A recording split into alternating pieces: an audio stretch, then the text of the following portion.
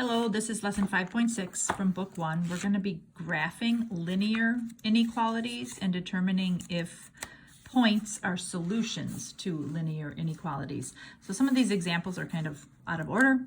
But first of all, an inequality is when you have a less than or equal to, a greater than, or a greater than or equal to. So we're going to be using those symbols. These first couple examples, I want to ask you, is the ordered pair a solution? So I'm giving you this ordered pair, so in other words, this x value and this y value. Does it work in this inequality? So because this is a less than sign, we got to plug everything in and determine, is the left side less than a -3 in this case? So just plug in the values. 2 times x plus y, question mark, is that less than -3? -2 plus 9 is +7. Is 7 less than -3? No, it is not. So no, this point is not a solution. All right, try number 2, plug it in and check and see. So maybe pause the video. X is 2, y is -2. Is it true that 2 minus 3 times -2 is greater than or equal to 8? Make sure that you are careful with all of your signs. Negative times a negative is a positive. And then 8 is greater than or equal to 8. Because of the equal to part, you would answer yes. Okay, so I'm going to turn the page. So I want you to turn the page. We are going to kind of skip these 2 examples because these are equalities, and I think you remember how to graph. We recently did it, but we need to know how to graph them. If you look at the bottom 2, when it says greater than or equal to or less than or equal to. However, this chart on the next page really helps you a lot with that. So when we are graphing, we're going to still make our dots. We're going to start on the y-intercept and go up and over or down and over depending on what the slope is.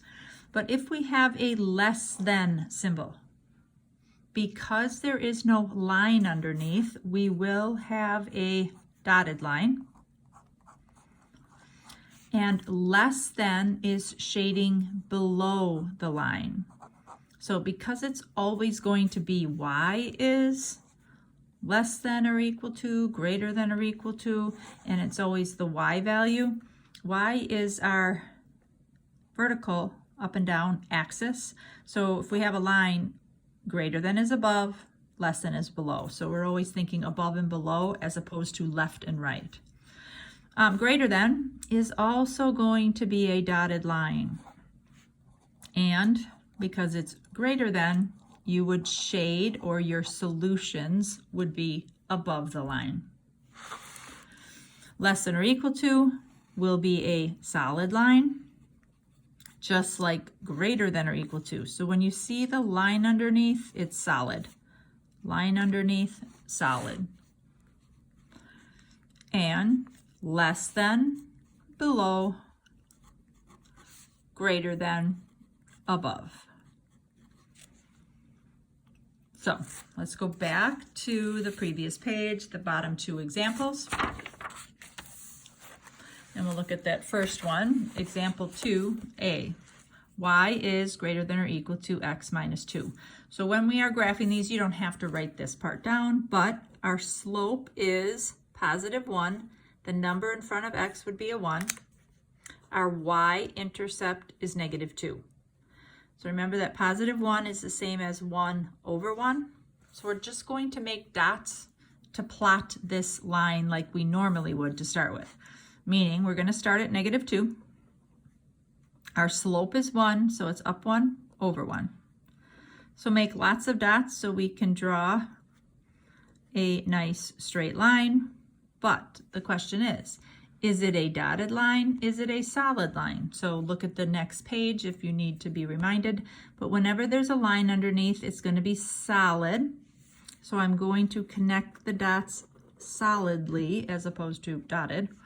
And then it's greater than or equal to. So that means I will shade above the line. What that means is any point up in this shaded area is a solution. Points down here would not work, but any and all of these points would. So pause the video, maybe try to graph the second inequality. So for this one, we would start at positive 6. Our slope, there is a negative sign in front, so down 3 over 2. So from here, down 3 over 2, down 3 over 2, down 3 over 2. Whoops, over one more, sorry, over 2. So again, they have a line underneath, so it will be solid. So I'm going to draw a solid line connecting the dots. And then I kind of always go to my y-intercept. Above would be that way, or to the right almost. Below is down, obviously, but to the left kind of. So it does say less than, so then I would shade in below that line. Okay. All right, turn the page. We've got a couple more to practice. If you're asked a question like this, it says a solution. You can pick any ordered pair in the shaded area. So it is a dotted line, kind of hard to tell. It looks almost solid, but it is dotted. This one's solid. And they did shade above. Any point that you want to pick over here would be a solution. So for example, 1, 1. That's all it's asking. Over here, to pick an answer, well, the easiest one would probably be 0, 0. But any point, there's millions, literally millions of them.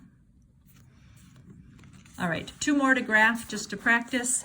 A is kind of normal, I guess. But B, if you notice, it doesn't say y is greater than or less than something. So we have to solve for y first.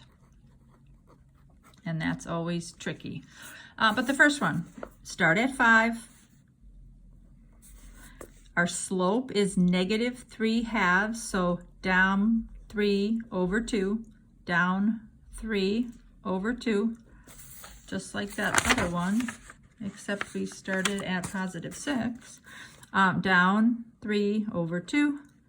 But this one doesn't have the line underneath, so it will be a dotted line. If you forget and you're working in pen, you can always just point to it and write the word dotted. You don't have to draw a whole new graph, but this is the line. And it says less than, so we definitely want to shade below that line. All right, then the last example, we do need to solve for y.